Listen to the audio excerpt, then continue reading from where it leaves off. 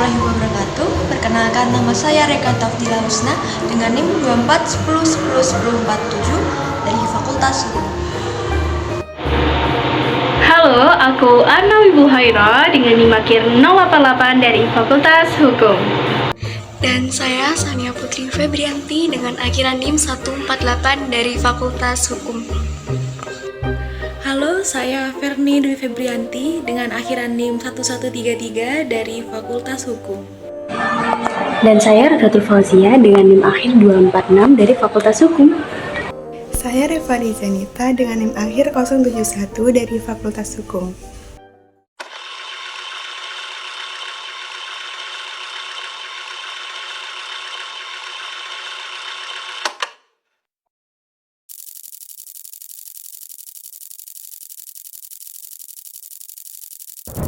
Ilmu pengetahuan dan teknologi atau IPTEK dalam era modern mengalami kemajuan luar biasa. Namun, kemajuan tersebut tidak dapat dilepaskan dari ruang nilai, budaya, dan agama.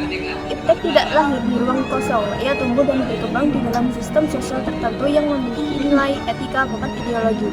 Disinilah relevansi Pancasila menjadi sangat penting. Menurut Kunto Wijoyo, kita harus membedakan antara kebenaran dan kemajuan. Kebenaran adalah nilai yang bersifat tetap dan mendalam, misalnya dalam agama, seni, dan filsafat. Sedangkan kemajuan bersifat kumulatif dan terukur seperti dalam ilmu pengetahuan alam. Ketika IPTEK berkembang tanpa landasan nilai, ia berpotensi menjadi kekuatan yang membahayakan, bukan membebaskan. Hubungan antara IPTEK dan nilai dapat dibagi menjadi 3 model. Pertama, IPTEK yang berharmonis dengan nilai budaya dan agama adalah model ideal. Kedua, IPTEK yang terlepas sepenuhnya dari nilai adalah menghasilkan sains yang kering dan dari moralitas. Ketiga, IPTEK yang berdialog dengan nilai, namun tidak sepenuhnya menyatu. Dalam konteks Indonesia yang plural dan religius, model pertama adalah yang paling diharapkan. Namun, implementasinya tidak mudah karena keberagaman nilai bisa menyebabkan gesekan bila tidak dikelola dengan bijak. Contoh kasus nyata yang menggambarkan pentingnya hubungan nilai dan IPTEK adalah perkembangan kecerdasan buatan atau artificial intelligence atau AI di berbagai sektor. Di Indonesia, penggunaan AI mulai digunakan dalam dunia pendidikan, keamanan, dan pelayanan publik. Namun, tanpa panduan nilai, sistem ini bisa berbahaya. Misalnya, jika sistem AI digunakan oleh perusahaan untuk memantau produktivitas karyawan tanpa etika, privasi dapat terancam. Solusinya adalah dengan menjadikan Pancasila sebagai dasar etika teknologi. Prinsip kemanusiaan, keadilan, dan musyawarah harus ditanamkan dalam desain sistem teknologi. Pemerintah perlu membuat regulasi yang memastikan bahwa teknologi tidak melanggar hak asasi manusia. Di sisi lain, pendidikan etika teknologi berbasis Pancasila harus diperkuat di kampus-kampus teknologi dan keilmuan. Dengan demikian, Pancasila menjadi kompas yang menjaga agar kemajuan teknologi tetap berpihak kepada manusia, bukan sebaliknya.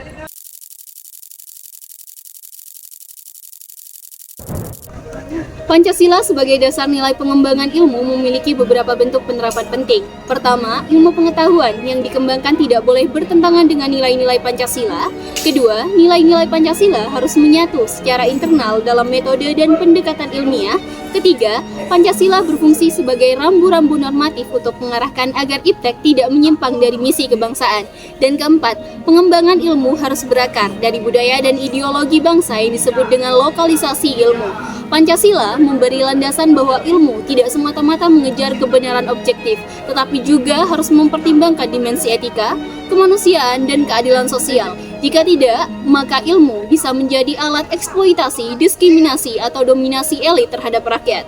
Contoh kasus nyata yang relevan adalah penelitian dan pengembangan vaksin COVID-19 di masa pandemi.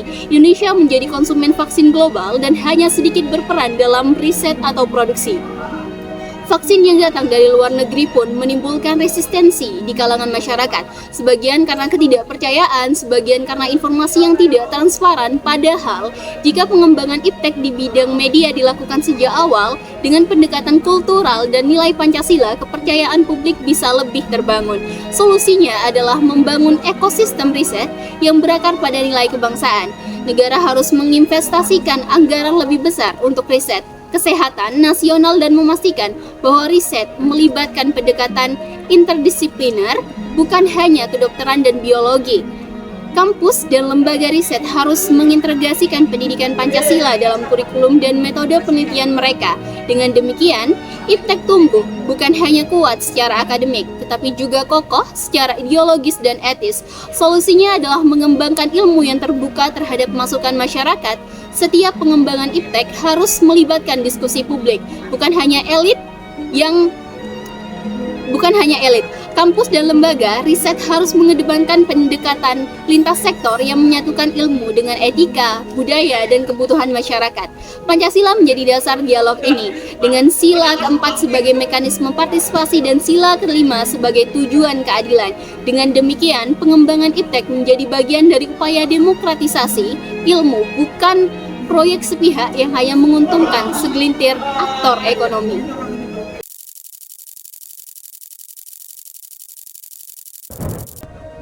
Ilmu pengetahuan dan teknologi bisa menjadi penyelamat sekaligus ancaman. Sejarah menunjukkan bahwa penggunaan teknologi tanpa etika bisa sangat merusak. Bom atom yang dijatuhkan di Hiroshima dan Nagasaki adalah bukti bahwa ilmu tinggi bisa digunakan untuk kepentingan destruktif. Dampak negatif IPTEK kini muncul dalam berbagai bentuk, seperti krisis lingkungan, ketimpangan sosial, dan perubahan budaya. Ilmu pertambangan dan teknologi ekstraksi sumber daya alam memang membawa keuntungan ekonomi, namun seringkali merusak ekosistem dan merampas potensi masyarakat lokal. Contoh kasus nyata adalah kasus kerusakan lingkungan akibat pertambangan nikel di Sulawesi Tenggara. Proyek tambang nikel yang digunakan untuk baterai kendaraan listrik justru menimbulkan pencemaran air, perusakan hutan, dan konflik sosial dengan masyarakat lokal. Teknologi yang seharusnya mendukung transisi energi hijau justru membawa penderitaan bagi masyarakat adat. Solusinya adalah menempatkan Pancasila sebagai kerangka kerja dalam kebijakan energi dan lingkungan. Sila keadilan sosial dan kemanusiaan harus menjadi landasan dalam setiap keputusan investasi. Kajian analisis dampak lingkungan atau AMDAL harus mencakup dimensi etika dan partisipasi masyarakat, bukan hanya aspek teknis. Pendekatan teknologi harus bersifat partisipatif, ekologis, dan berbasis nilai lokal. Dengan demikian, ilmu dan teknologi tidak lagi menjadi alat pemilihan masyarakat lokal, melainkan alat pemberdayaan dan keadilan.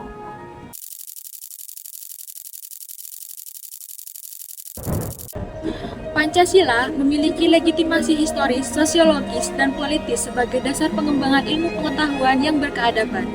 Ia bukan hanya sebagai dasar ideologis negara, tetapi juga menjadi pedoman moral dan kultural dalam membangun pendidikan dan teknologi yang berpihak pada kemanusiaan. Secara historis, legitimasi Pancasila tercermin dalam pembukaan Undang-Undang Dasar 1945 mencerdaskan kehidupan bangsa. Tujuan ini menegaskan bahwa pendidikan dan ilmu harus membentuk manusia yang cerdas secara intelektual, namun juga bermoral dan bertanggung jawab sosial. Soekarno sendiri menekankan bahwa ilmu bukan hanya sebagai alat penindasan, melainkan perjuangan demi kemanusiaan. Secara sosiologis, nilai-nilai Pancasila seperti gotong royong, musyawarah, dan penghormatan terhadap alam telah hidup dalam budaya masyarakat Indonesia sebelum kemerdekaan. Sayangnya, ilmu sering dikembangkan tanpa memperlihatkan nilai lokal. Contohnya adalah penolakan masyarakat terhadap proyek PLTN di Muria. Mereka menolak bukan hanya karena potensi bahaya, tetapi karena diabaikan dalam proses musyawarah, serta karena ikatan kultural terhadap tanah mereka tidak dihormati. Solusinya adalah mengedepankan pendekatan ilmiah yang partisipatif dan berbasis nilai. Pengambilan keputusan dalam IPTEK harus melibatkan masyarakat sesuai sila keempat, yaitu musyawarah, dan sila kelima, keadilan sosial. Ilmu harus menyatu dengan etika, budaya, dan kebutuhan nyata rakyat. Secara politis, Pancasila telah menjadi acuan para pemimpin sejak Soekarno hingga Susilo Bambang Yudhoyono. Namun dalam praktiknya, kebijakan iptek lebih sering tunduk pada pasar dan investasi asing daripada aspirasi rakyat. Akibatnya, manfaat ilmu tidak merata. Oleh karena itu, politik iptek Indonesia harus berlandaskan nilai-nilai Pancasila. Proses kebijakan harus demokratis dan adil, dan dunia pendidikan perlu menyuarakan nilai-nilai luhur, bukan hanya mengejar proyek. Dengan begitu, ilmu akan tumbuh secara manusiawi, sesuai dengan cita-cita Pancasila, mencerdaskan, memanusiakan, dan menyejahterakan seluruh rakyat Indonesia.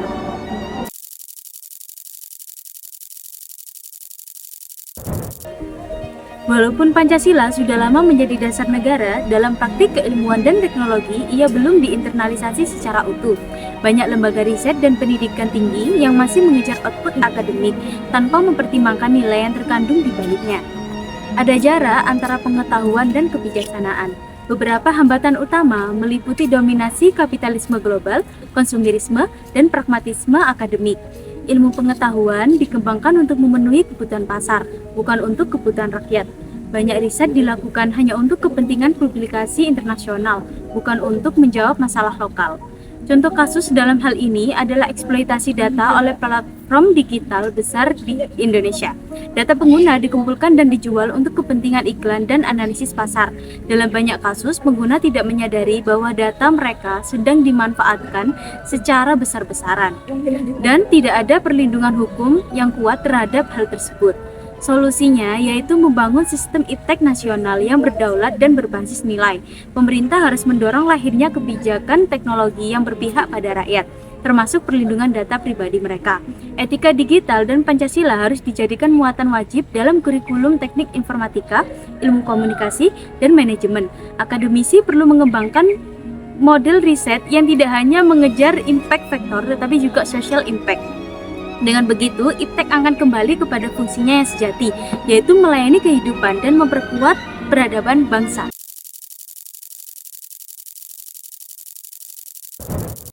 Pancasila adalah fondasi etika bagi pengembangan iptek yang berpihak pada manusia.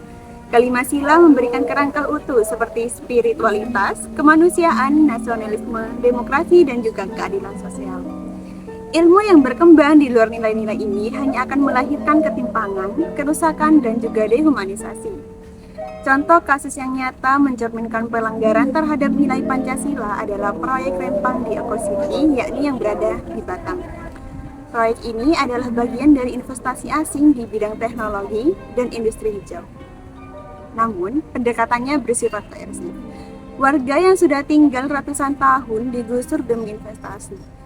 Pembangunan yang katanya berbasis teknologi justru mencederai nilai-nilai kemanusiaan dan juga keadilan sosial.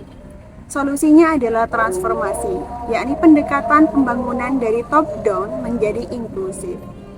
Pemerintah dan pelaku industri harus menempatkan masyarakat sebagai subjek, bukannya objek. Pancasila menjadi panduan bahwa teknologi hijau tidak boleh menjadi green colonialism, melainkan green empowerment. Musyawarah harus dikedepankan, kompensasi dan relokalisasi harus bermartabat. Ilmu dan teknologi harus hadir untuk menyatukan, bukan menceraikan. Kedepan, pendidikan tinggi harus melahirkan ilmuwan yang bukan hanya rasional, tetapi juga beretika dan Pancasilais. Pemerintah perlu membentuk badan etika iptek berdasarkan nilai kebangsaan. Kolaborasi antar negara, kampus, masyarakat, dan juga dunia industri harus dijalankan dengan semangat gotong royong dan partisipasi. Dengan demikian, ilmu dan teknologi tidak akan tercabut dari akal moralnya, tetapi tumbuh sebagai sarana menuju Indonesia yang berdaulat, adil, dan juga berperadaban.